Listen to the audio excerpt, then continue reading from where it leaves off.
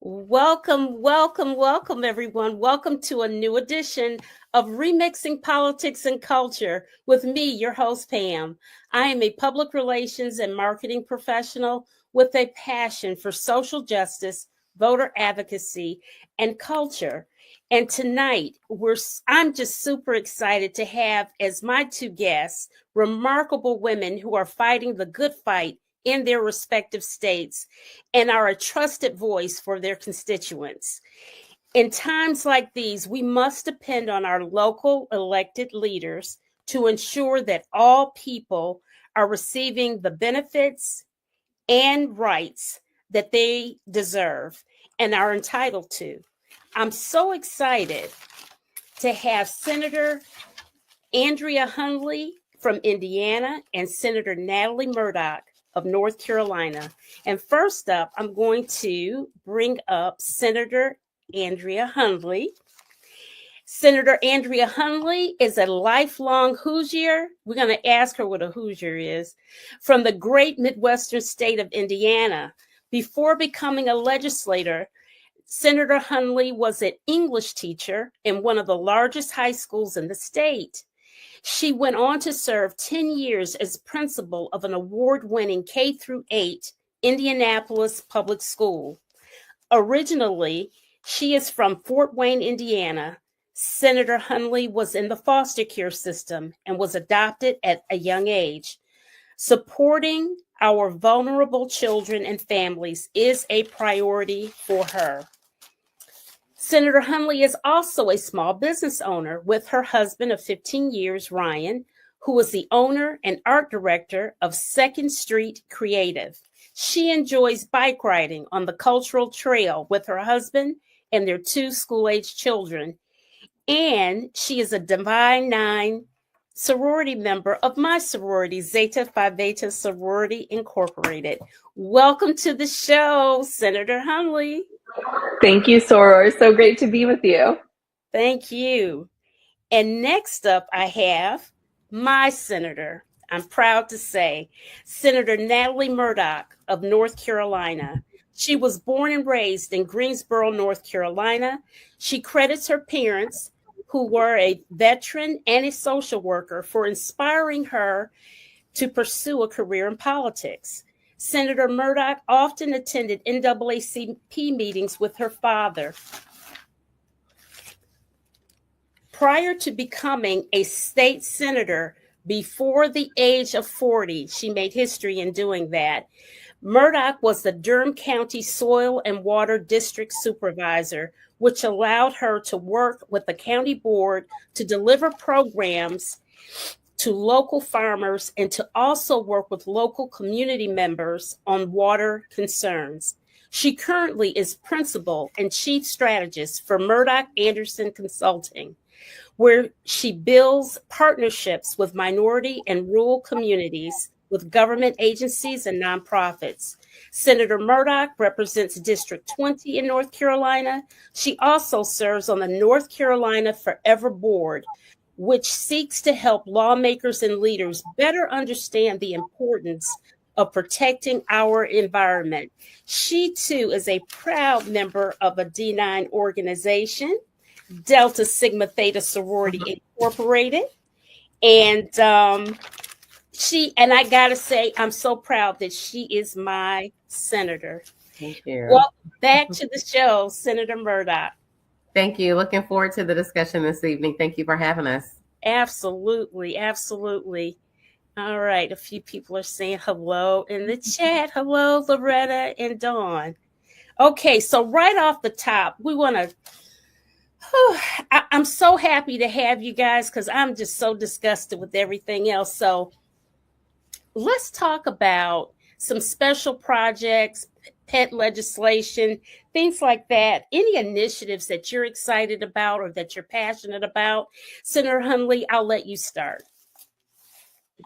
Well, thank you again for having us this evening. I always love a chance to talk with my people about what state government can do for us. Because I think that so often we focus on what's happening out in DC, out in the White House, but we have a lot of power in our state houses. And so I'm so glad that you're shedding light on that. So a couple things that I've been working on. I really have focused on data privacy. That's a big issue, especially now in this world of AI and we're putting everything out there. So last session, I was able to pass a data privacy bill that allows you to protect your DNA data. So you know how people, do that little spit test, their 23andMe, whatever ancestry, send it off. We want to make sure that, if 5 years from now, if 20 years from now, you decide, hey, wait a minute, I don't want them to be able to identify that as my data because technology is changing so quickly that you still own your data forever in perpetuity. And so we were able to pass legislation that does that. That was totally bipartisan, felt really good about that. And then in Indiana, we have very poor maternal outcomes for Black moms. You know that is the story in many states, but not all across the country. But in Indiana, it's really troubling. And we've worked on legislation. The last session, we called it the Momnibus Bill. I'm working hard to put a lot of different things together for stillbirth prevention, looking at high blood pressure rates, and then also making sure that we're actually reimbursing for doula services. And so that's something that we'll continue to work on again this session as well, building up our coalition and educating a lot of people around that. Oh, wow. And because when I heard that about the mother's maternal health, I know that Senator Murdock is very much involved with that too. That's great. So Senator Murdock, your turn. What special things are you working on or involved with? Yes, I'll pick up there and just love the synergy with Black maternal health. Myself, Senator Hunley, and so many legislators across the nation, a lot of them as Black women, filing Black maternal health legislation. So early in session, Representative Alma Adams in Congress and Representative Lauren Underwood, they worked collectively to have a bipartisan Black maternal health caucus and filed Momnibus federally. And with Congresswoman Adams representing North Carolina, we were on a Zoom and I was sharing information on my bill for Medicaid dollars to cover doula services that I had been tracking out of Virginia. And Rep. Hawkins and some other folks already had a bill that looked at implicit bias in the healthcare system. And I said, okay, I think we have the foundation of a pretty substantive Momnibus. And so we filed our first Momnibus in, maybe 2021. And we were second only to California in filing a statewide Momnibus. And even though the entire package hasn't moved forward, I definitely know for a fact the reason that we have more substantive legislation and even some funding for nonprofits in the Black maternal health space as a result of Momnibus, who were able to get funding for two organizations right here in Durham. One is a freestanding Black maternal health center. So shout out to my May and Equity Before Birth. And it's unprecedented. We never had a BIPOC-led Black maternal health organization to receive state funding. So this day, folks are like, how did you pull that off? So we got that done. Also, definitely what I'm the most proud of is working to get state funding for hygiene products across the state. So, for those who menstruate, 1 in 5 young people can't afford those products and don't even go to school. And so we now are in our 3rd or 4th year where we have statewide grants for that funding. We unfortunately don't have a budget in the state of North Carolina, but when we finally get a budget, that funding will actually go to Durham's own diaper bank because they can cover the entire state. They have warehouses in Wilmington and other areas and have the ability to cover all 100 counties. They're covering 80 now. We got some Republican legislators to come and tour their facility.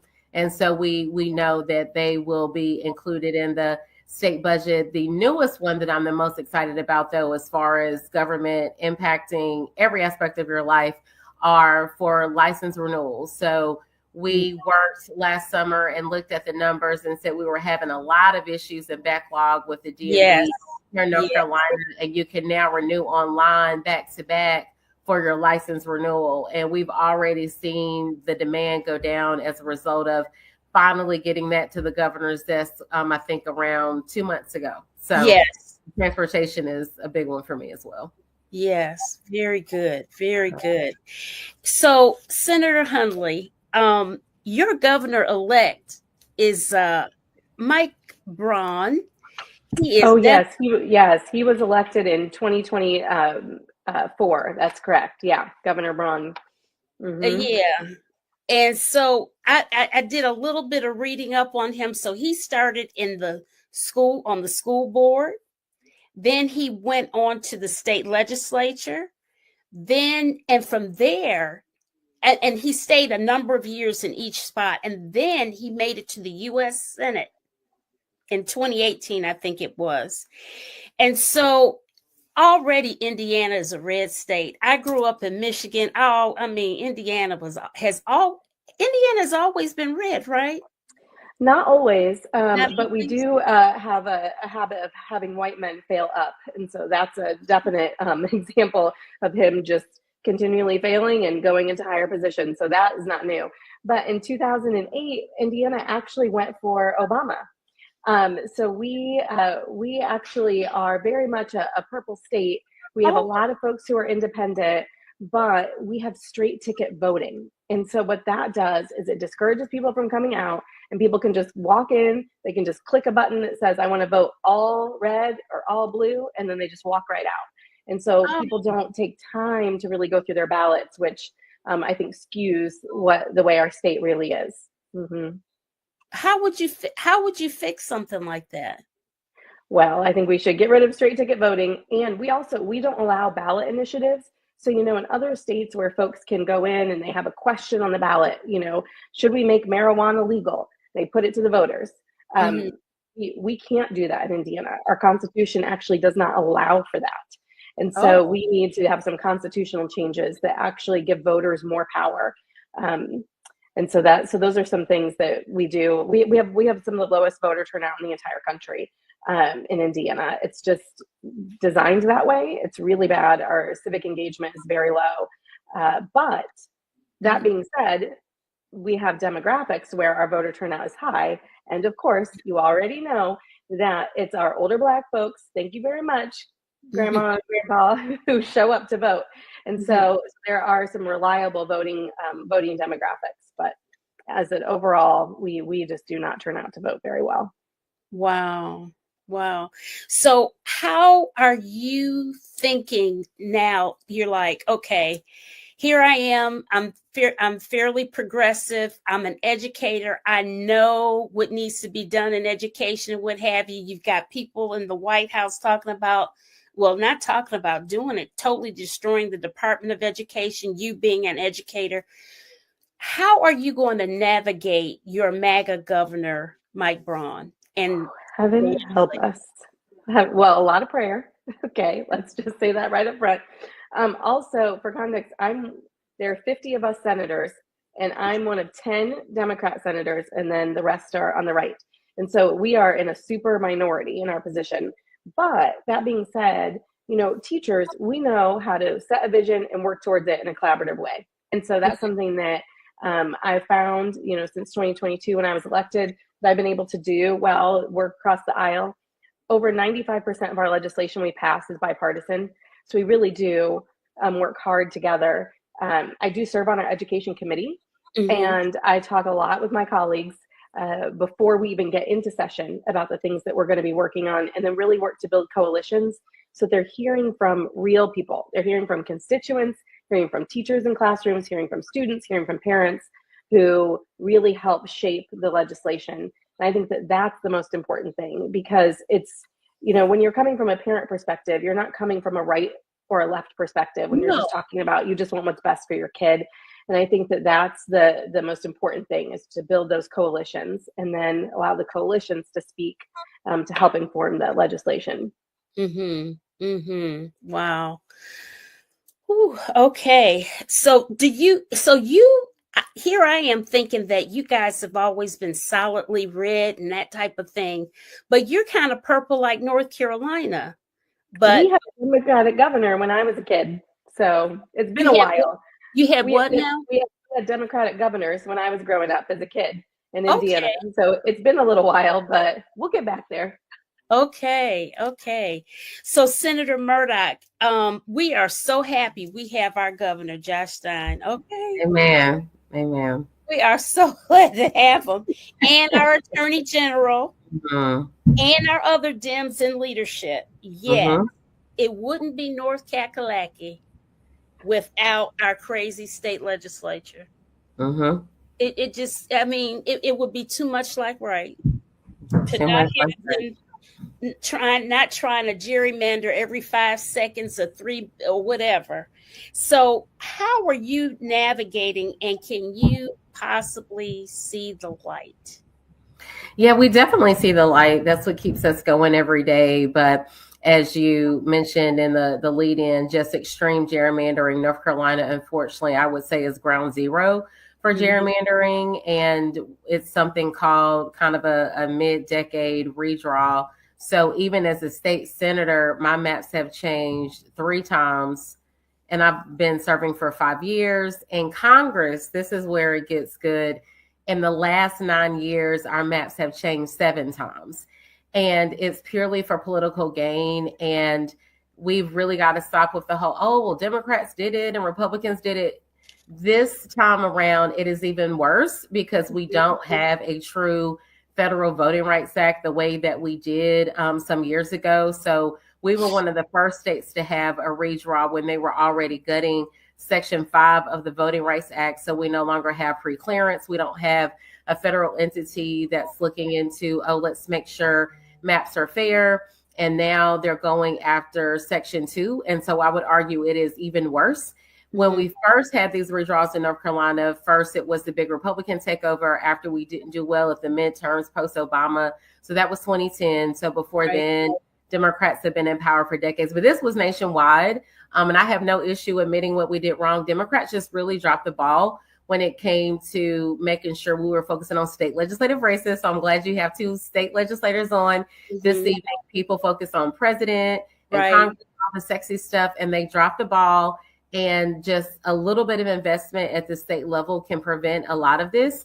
But the way that we move forward from it in North Carolina, the most direct way is more seats on the state Supreme Court. So before they came to gerrymander Texas and Missouri, and they're attempting the same in Indiana, as the senator knows, North Carolina was first because we had a 7-7 split because the court said our maps were gerrymandered. And after they picked up seats on the Supreme Court with Republicans, we went from a 7-7 split. We have 14 congressional seats, and they took 3 away. So we went from 7 to 4. And then now they just took us, they are trying to take another one away, Congressional District 1.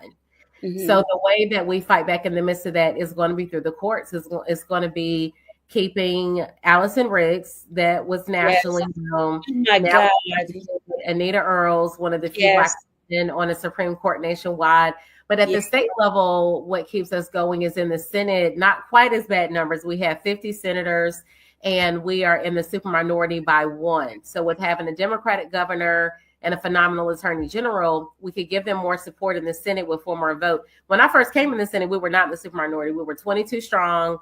So it's a huge difference. You can negotiate, you can work together, you can get not only legislation passed, but take out a lot more bad things. We're in the harm reduction ministry in the minority. And so we were able to do a lot more of that. The House broke the super majority, but we've got to pick up more seats in the House, because you'll always have legislators that are kind of willing and dealing if they can do certain things for their districts. So we need additional insurance by picking up more seats in the House as well. So that's what gives, that's our ray of light. And our demographics are changing. We have 5 Democrats elected statewide, so we know it's not the true will of the people. So we're going to keep working, and hopefully, like we did on Tuesday, flip some seats next year that folks don't even anticipate us flipping next year. Yes. Oh my God. Yes. I just, you said something very powerful, and I had been thinking it, but you said that you were glad that we have on 2 state senators here on the show. And I probably need to focus more on that, because I was listening to a strategist earlier today, and she says, we just spend all this money every 4 years, particularly the Democratic Party, and we fail to really look at, because all politics is local, really. All politics is local. It's local, but we are not. I don't know how do we do that? Maybe more people like myself need to really solicit people like yourselves to come on shows and to talk so people can better understand things. Maybe, I don't know. What do you think? And so they can know what it is that we're capable of doing in state government, right? And how close these races can be, that it can just take a few votes. I mean, last election cycle, we had one of our House seats, we lost it by 64 votes. That's it. Mm-hmm. You know, it's just that's a few people, that's a neighborhood. That's just a few people, right? That we just need to get out and vote to make a difference. But I think it's helping people understand that if your state government is working well for you and your family, then your utility bills can be lower, then your childcare could be free. I mean, we see states who are doing universal pre-K, making that absolutely free. Like we can do that as a state. Which state just passed it? Was it? Is it New Mexico, Arizona? New Mexico. Yeah. Wow. New Mexico, they just passed that they're making it statewide and free. So knowing that, you know, your health care, right, that all of these things can be lower, can be more accessible for us, because we shouldn't have to work this hard to just get by. I mean, we just shouldn't. Yeah. And if your government is working well, then you actually have time to enjoy those other things in your state. And, you know, you want people to be able to get out and enjoy your state parks and, you know, do all of these other things that you can only do if you're not working 3 jobs and just trying to get by. Right. Mm-hmm. Yeah, the average person has no idea how much power you really have at the state level, and people should see the power they have in the state of North Carolina, and I'm sure Indiana doesn't have a high number either. We get paid annually a whopping $13,900, which is lower than in Durham, our city council and our county commission, but you can spend $3-4 million on a competitive legislative race. So that should tell you the power of these state bodies if you're putting millions into these competitive races. And so when I raise money, I'm not just raising money for my campaign, I'm raising money for our Senate. So I've already given them upwards of $20,000 because we're really, really trying to pick up this additional seat. So that should show people how important it is. But it's us doing more of this, saying what we do, how we impact folks' lives. But I think it's also media. I think you've got to have structures that allow us to share how important it is what we do. You will see in a given year, maybe 4 to 5 state legislators on the CNNs and the MSNBCs. And so I think there's a number of things of why people don't know a lot about what we do. And also for arts and culture, I've even talked with, you know, Hollywood folks of like have movies. Shout out to Tyler Perry and Netflix and blanking on her name, but the great show called, you know, Miss Governor, right? She becomes the governor of Mississippi. We need that. I remember a little portion of House of Cards where the main character was like, oh, remember how broke we were when we saved all of our money? You ran for steakhouse. And, you know, that led to you know, running for Congress and then, you know, doing all these other things. So even putting it into pop culture of this is what a state legislator is and what we do. So it's a number of things, but I can definitely tell you those donors that write those checks know the power. And they also have to shift their financial interests to support these unfortunately expensive races, since we have way too much money in politics right now. Way too much. Way too much. So Senator, I have a question for you. What committees do you serve on? Yes. So now that I'm 5 years in, I do have more committees. So I'm on finance, transportation, appropriations, healthcare, ag, energy, and environment. So yeah, those are the main ones that I'm on now, and appropriations for transportation. Wow. I mean, so those are powerful committees. So, I would be a ranking member on transportation and ag, energy, and environment if we had a ranking member sort of system. And that's the other thing that's really sad in North Carolina. A lot of other states, even Texas, you can be in the minority and hold a gavel, as we say, be a chair of a committee, not in North Carolina, not in the Senate. But we unfortunately have members. I'll give you a great example. Our healthcare committee, we have a nurse practitioner that is on the committee, and she's the only one with a true medical background, and she is not a chair. That's She knows more than ridiculous. anybody in that committee, and she is not chair or vice chair. That is ridiculous. Is that And because I'm actually the only former transportation planner. I'll throw that in there too, and not a transportation chair or vice chair. is that only because of her seniority, or is it why isn't she? Partisan. She's a Democrat. Yeah. So we can't share a vice chair. And don't even get me started on education. We have, this phenomenal educator. We have about 3 members with a PhD in education. None of them are chair or co-chair of education. And Is that also, is that including my girl, Dr. Amber? Yes, same house. Yep. Dr. Amber Baker. Uh-huh. You have Representative Zach Hawkins, who's a legislator. Mm-hmm. Representative Ashton Clemens no longer serves. She had a PhD in education. I will brag on us. We have members that have a greater understanding of these issues through their professional and life's work, and they are not provided with leadership positions on these committees because they have a D in front of their names. What about you, Senator Hunley? And I think that is what's so frustrating, that our education chair, so, I've spent 20 years in public education. Like, I, love it. It's my life's work. I could talk about it all day and do policy on it all day. Our chair of our committee, the first time I saw him, he introduced himself and said, well, you'll know me because I'm the one that teachers hate. Like, that is not a badge of honor. He's the chair of the education committee and not want to work with teachers. So, that type of thing, yes, it's because of partisan politics, but we do have a role that's called the ranking minority member.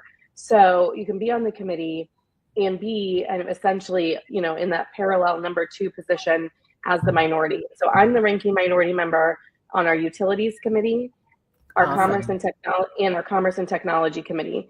Okay. And so that is definitely helpful. And then I serve on our pensions and labor committee, on education, ethics, and tax and fiscal policy. Okay. And then I'm also in a leadership position. So I am the assistant leader for the Senate Democrat caucus. So I get to help, strategize, do policy, work on our messaging, all of those things, and then support my colleagues, of course. Awesome. Okay, that's awesome. Okay.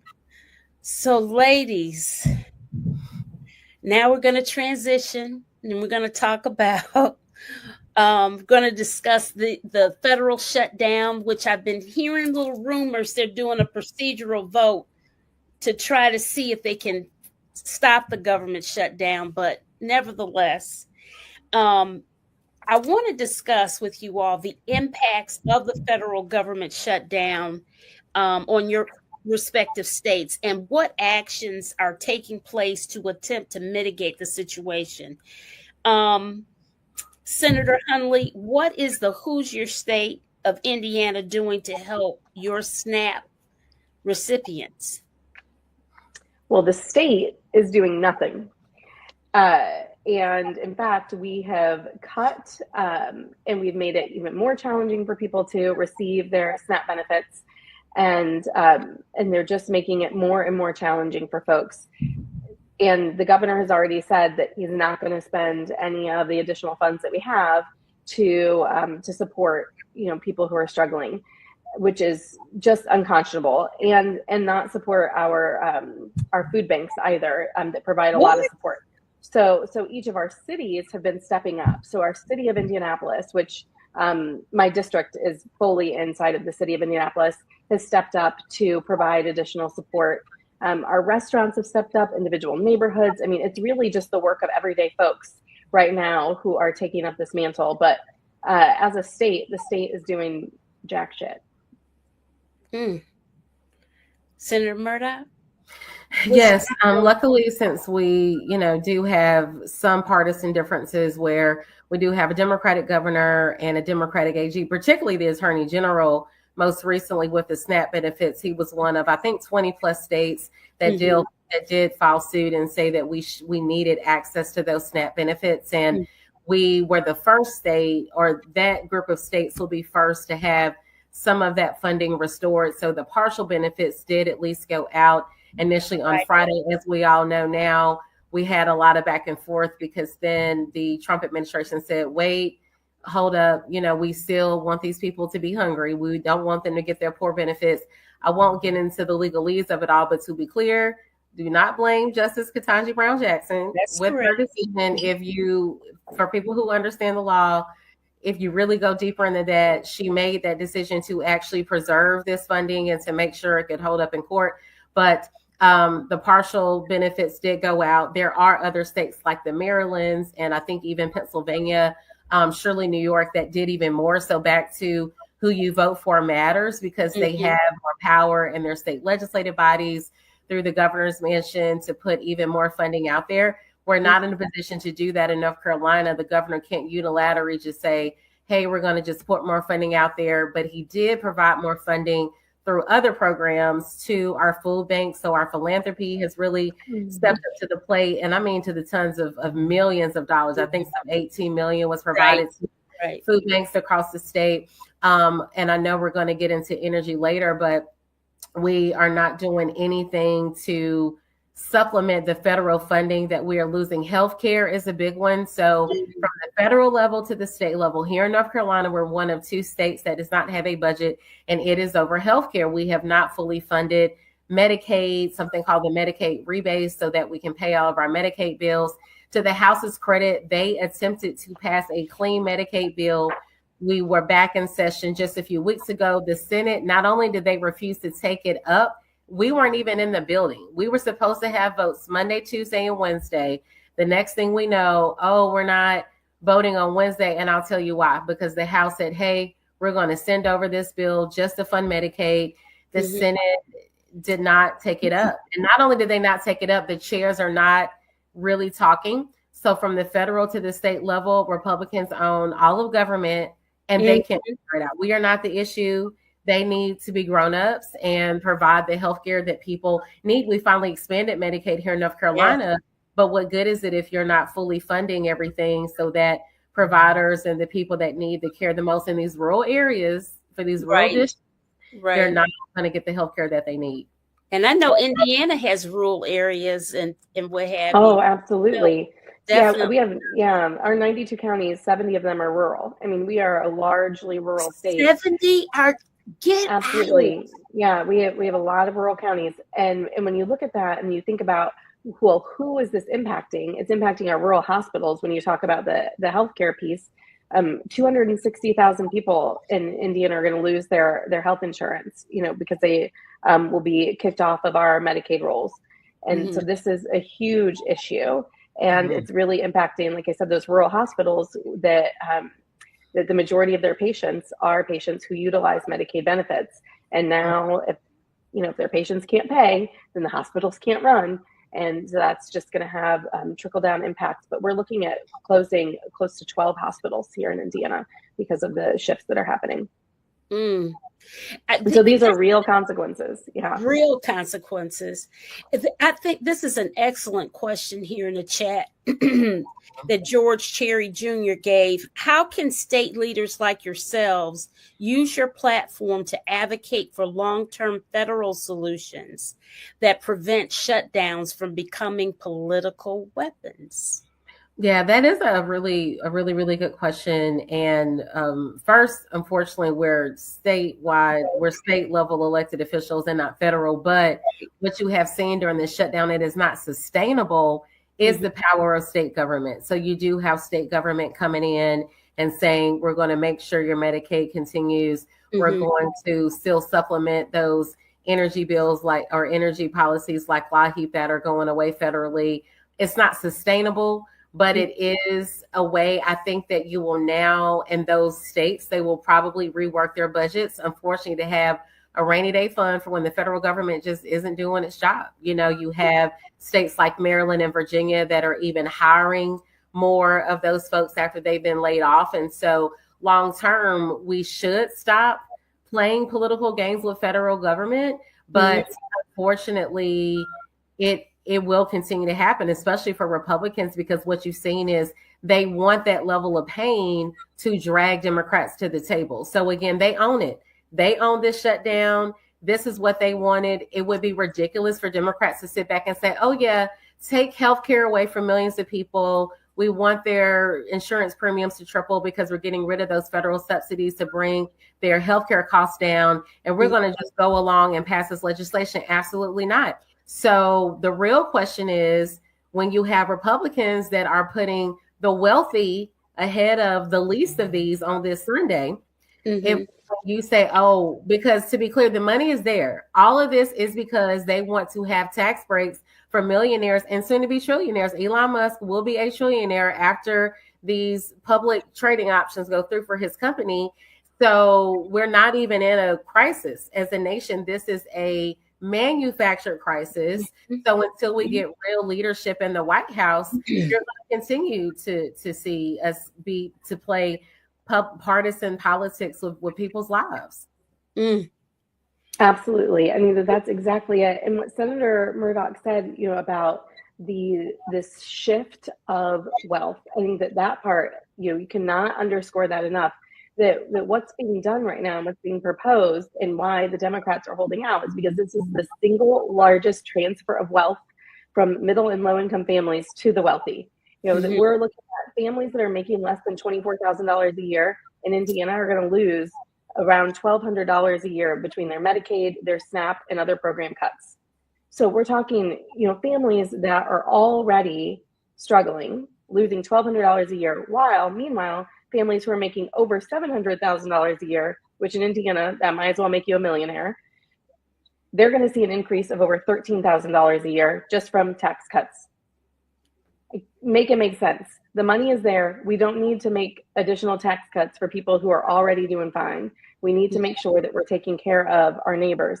And that's what the Democrats are holding out for. They're saying our job as government is to take care of our community.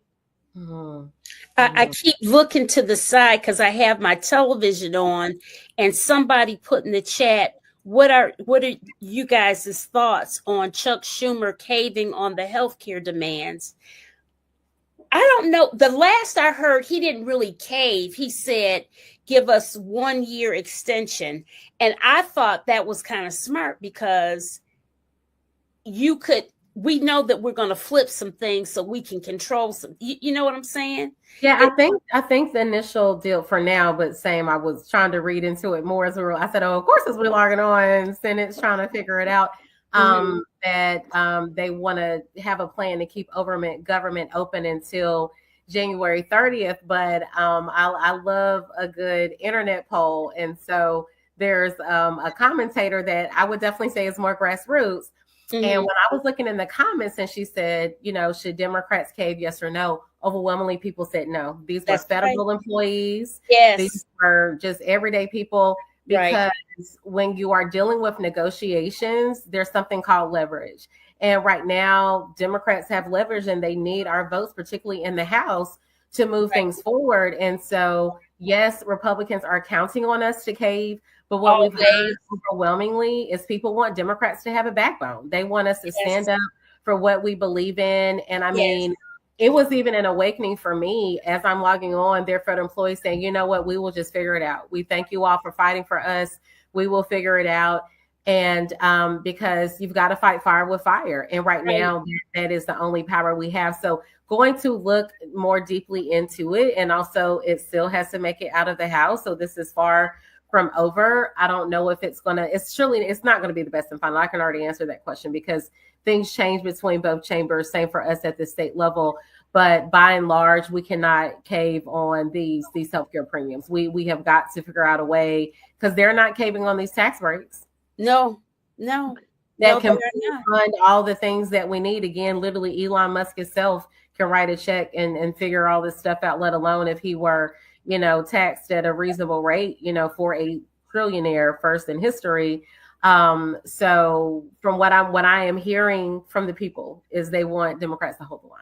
Right. They definitely do. We have to have a backbone because to give all of these people these tax breaks and listen, it's really when you think about it, you understand why greed is a deadly sin. Because what can you do with all of that? Nothing.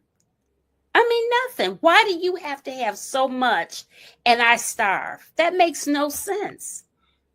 And also, how do you anticipate? Remember how in COVID we learned who the essential workers were? Yes. Remember how we learned? And they were all of those people that are making these very low wages. They were the essential workers. Yep. We have got to get real about how all of us fit in the plan together. We can't, you can't, just because you're mega rich, unless you have people working for you and doing other things. I guess they think they're going to have everything AI driven or whatever. And even with that, AI is taught by people, humans or whatever. You're not going to be satisfied in this world. I mean, that greed is just killing us. It's killing us. Zachary asks, what is the message Democrats are relaying to the people to keep them on your side? Well, I'll tell you, I think that the big thing is that folks have to remember that they should not be loyal to any one party. And I'm saying this as a Democrat, but we have to be loyal to the person who is going to work for us. And so every interaction that we have is a job interview, right? Every time a party comes out with their platform, it's a job interview. Is this going to work for us? And I hope that people are looking at what's happening right now in DC going, wait, who's that working for? Oh, it's working for the millionaires? I'm sorry, I don't have any millionaire friends. So that's not working for any of my friends. That's not working for anybody in my family. It's not working for any of my neighbors, right? So us everyday folks, we are the ones who have to look together, look at each other and go, okay, wait, what is it that we want? And who is going to help us actually achieve that? And we're designing that together, right? And that's what I think it means to be truly democratic. And that's small d democratic, right? Is us looking together, working together to figure that out. And right now, I believe that it's the Democratic Party that's most aligned with my values and getting there. Yeah, I mentioned that I was a teacher and a school principal. I firmly believe that everything that we learned in kindergarten, still holds true today. Like, we need to make room for everybody on the carpet, right? Make sure that we all have a space. We need to make sure that we're sharing, and we need to do unto others as we want them to do unto us. And if you break it, you fix it. If you make a mistake, you got to make it better. Right? These are the things that I taught very much to my 5 and 6 year olds, and that I think hold true in all the things that we're doing right now. And we need leaders who are going to hold to those everyday values of not being a jerk. I mean, I think that's also part of it too.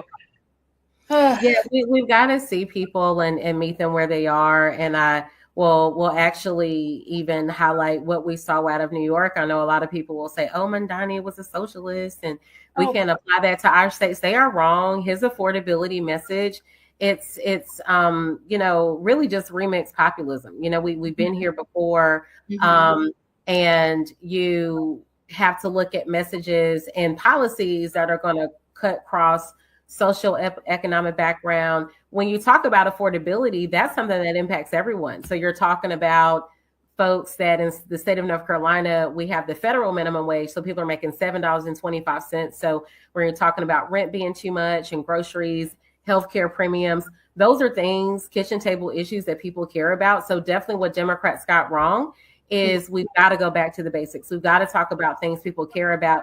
Then back to that cutting across social economic status. Even if you are a middle class individual, things are too expensive. Yes. You could be making 6 figures in this economy and still struggling, depending on where you live. I'm in gentrified Durham myself. I rent. I see how costs are going up. So that's what I share with folks of I see where rent is going. I see where insurance premiums are going. Then even if you are a business owner, that's making it more expensive for you to insure your employees. So again, no matter how much money you make, everyone is being impacted by this disaster of a Donald Trump economy. And so we've got to lead with that. And also we've got to, when I say meet people where they are, talking in terms that they understand. Back to Mamdani, he just said, okay, we're going to freeze rent. Everybody can enact that policy, but he didn't even say affordable housing. He said, we're going to freeze the rent. We're going to make transit free. Like, break this stuff down to people. Republicans have been kicking our butts with that. So Senator Hunley, I'm glad she does messaging work. I do messaging work for our caucus. I'm deputy leader of comms, and I will always challenge my members and say, nobody understands what you're saying. Right. That sounds phenomenal, But when I go to areas that I'm in my community, that means nothing at all yes, I love that we have all of our education and all of our SAT words, but the average person in general has about a 6th grade level of literacy for the good behavior here. So if you're speaking in a manner that you would utilize for a college dissertation, that means nothing to a lot of people. Right. And so I think we can have the best policies in the world, but if no one understands them, we will lose them. But in this moment, they want Democrats to fight. So that's why you're getting the pushback on taking this deal. What Republicans do have, they will go down and say it with their full chest. And we got to stop being afraid. You know, when you have the Jasmine Crockett's and the Maxwell Frost and Gavin Newsom. Thank God for Gavin Newsom. You know, thank God for Gavin Newsom and that wicked game they've got on social media. They are hilarious. I have to give a shout out there with Democrats fighting back to my colleagues in Indiana, because we have this whole gerrymandering, the whole mid-district redistricting, mid-decade redistricting, which we've never done in Indiana. We've never done. But I'm going to tell you all that J.D. Vance has come to Indiana twice to try and bully and pressure folks. Trump called in to their caucus meeting to bully and pressure folks. He's been calling individuals to say, we want you all to hold a special session and then make a vote on drawing new maps. And when I tell you that our folks in Indiana have been holding strong because the Democrats rallied the entire state. We went up and down the state talking to folks, telling them, you better call in. We need you to do this. We need you to do that. Don't let them do this in the cover of darkness. And the people have been coming out. They've been coming up. It's been amazing to see. And we pushed back session. They pushed it back from August, pushed it all the way back. And now we're not going until the beginning of December. And they still don't have the votes yet. Wow. They maybe have them in the House, but we don't have the votes in the Senate. And I mentioned to you earlier at the top, right, that there are 10 of us, 40 of them. They still don't have the votes because we are holding strong and we're calling them on their BS. And we're saying, like, this isn't what we do as Hoosiers. And it's been amazing, but it's true. People want to see us fight. All right. That is so encouraging. Oh my goodness. That my heart feels lighter hearing that. Let's see. Zachary says, when the Republicans message, they all say the same thing all day long, and they usually win the messaging war. When I tell you Zachary is after my own heart, because when all these, forums we go, I shouldn't even say forums, conversations we have with people that are in power in the Democratic Party. Because I was in partisan politics before becoming elected as well. I was first vice chair of the Democratic Party here in my county and worked on both presidentials, 2020 and 2024. Oh, messaging. Democrats don't repeat it enough. Republicans will be loud and wrong. They will say loud and wrong and wicked. From the state houses of Indiana to the state houses of North Carolina to Fox News, they will say the same thing. With Democrats, we go over here and say this to this group, then we say this to that group, then we get a little pushback on, social media. Oh, can't start. No, we will have poll tested messaging that says this is how we need to talk about this, and we'll abandon ship. We don't see it through to make it stick. And so I think a big part of it is we don't say it enough. We're not uniform in what we're saying. But to the good senator's point with the redistricting, that just feels wrong to people. When I would even knock on doors of independents to just have, for one, people drawing their own maps feels wrong to people. But when you gerrymandering them, that definitely does not feel right to people, particularly not independents. So some 70-80% of the electorate in general wants fair maps. And so even when you look at the California example, they put it up for a vote. Let's not skip over that. With Proposition 50, they at least said, okay, we're going to change these maps, but we're going to put it up for a vote. And back to the Mamdani example, literally reinforcing it, he would have little signs. We're going to freeze this rent. We're going to have free transit. So however, you got to continue to push it through the social media. Particularly voters under 30, they're on TikTok, they're on Instagram, they're not looking at the evening news. But it's a huge opportunity for that message vacuum for us to say, okay, we're going to present it to you in a digestible way through social media and, other platforms and forums like that. But no, he really nailed it. And I would add too, at election time, and we definitely have this issue here in North Carolina, which is why we got to get big money out of politics. Don't want to skip over that. But they have more millionaires. So they will, I use Justice Beasley as an example. We had this hugely competitive U.S. Senate race here in North Carolina. And she was polling very high, actually, as far as pure cash, raised more money than her opponent. But when that outside money came in, they buried her in all this negative messaging. So we also lose our footing because they just have more money to make things up about really, really good people and to distort their records. So the money piece is huge. Back to Mamdani, he was able to push through that, and it didn't work. But sometimes it's too little too late where you can't crawl yourself out of that hole because they just, again, they will be loud and wrong and repeated, to the heavens, and will be, caught flat-footed sometimes.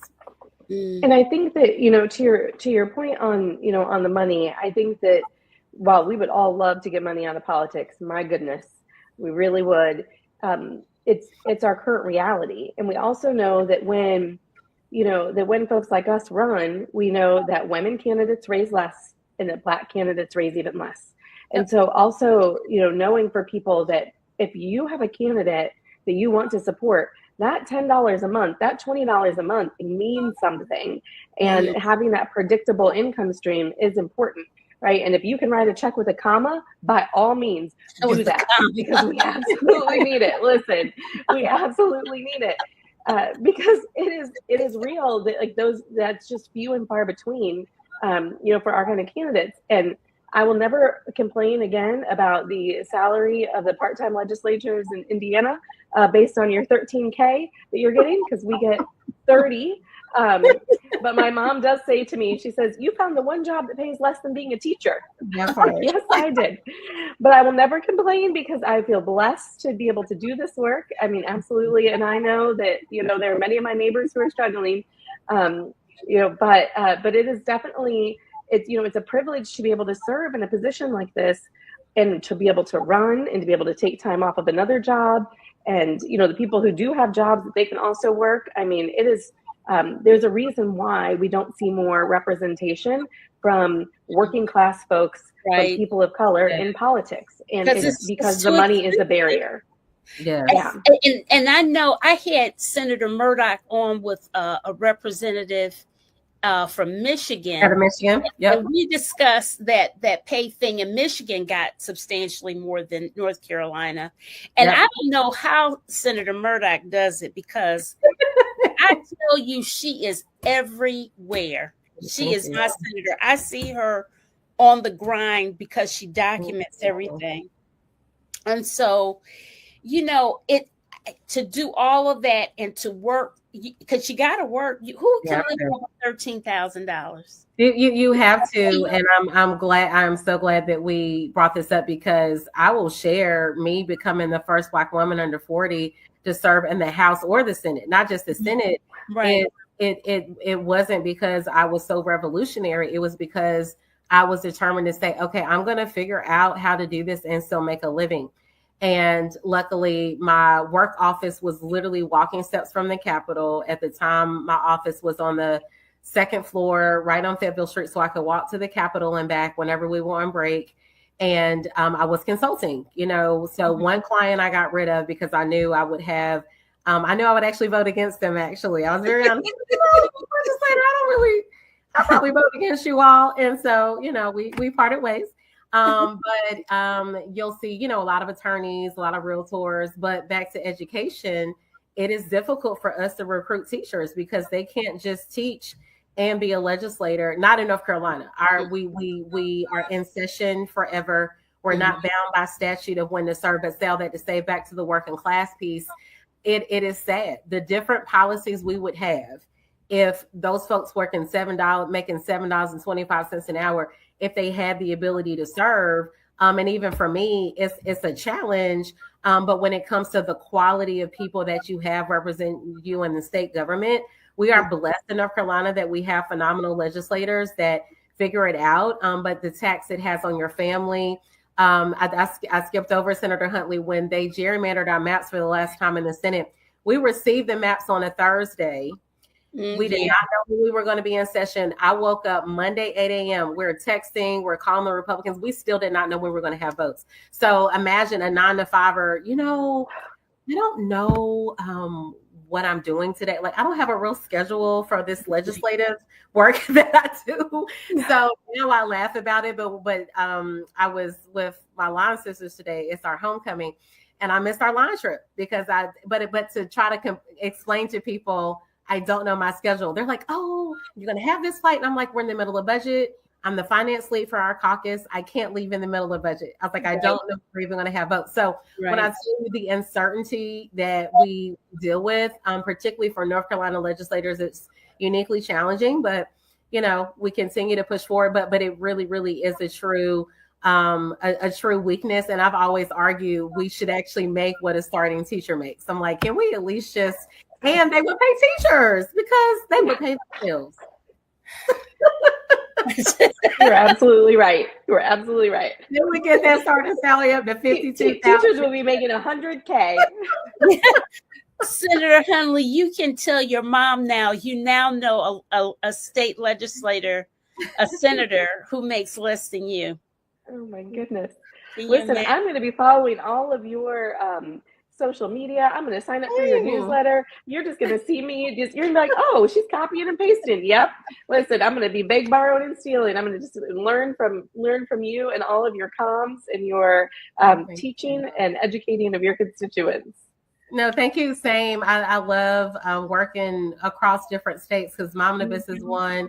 Crown Act is another one where you just see Black women across the nation. We collaborate and say, oh, I want to do what you're doing in Illinois or even Missouri. I actually just did a Zoom with, now that Mississippi has flipped, right? We can. I know. I cried. I cried. Legislators in Mississippi even before the flip. I cried. We just didn't know. We got to keep at it. We got to keep working. I could not. Amazing. Mississippi. And our Zoom was on Black maternal health. It was on Black maternal health. But to sober how bad things are in some of our states, they don't even have county level health departments, not across the entire state. In the state of North Carolina, every county has a health department because when we're talking about doulas and midwifery, and I was like, oh, well, what about at the county level? Your partnerships with your health departments in Mississippi, they're like, oh yeah, we don't have them in every county. I mean, you have these southern states that in Midwest, we the daily struggle is real, but we as state legislators, the resources we have, do what we can to try to make government, work for people. But shout out to Mississippi. Huge. Yes. I cried. I couldn't believe it because I'm so used to hearing such negative stuff. I couldn't believe it. I literally teared up. I could not believe it. I thought at last, I guess when you take your eyes off of somebody, then next thing you know, they just bloomed. And we gotta keep supporting them and just keep encouraging them and all that. I need to get them on my show. Yes. Because I got some names for you. Let me know when you're ready. Yeah. And I'll also tell you that Mississippi is hosting the National Black Caucus for state legislators this year in December, which now Indiana, we're not going to be able to go because we got called into session, but it's just going to be such a celebration. But there are almost 800 of us, I think, across the country of state legislators who are Black. And so we get together once a year. It's an amazing conference. And this year it's in Mississippi.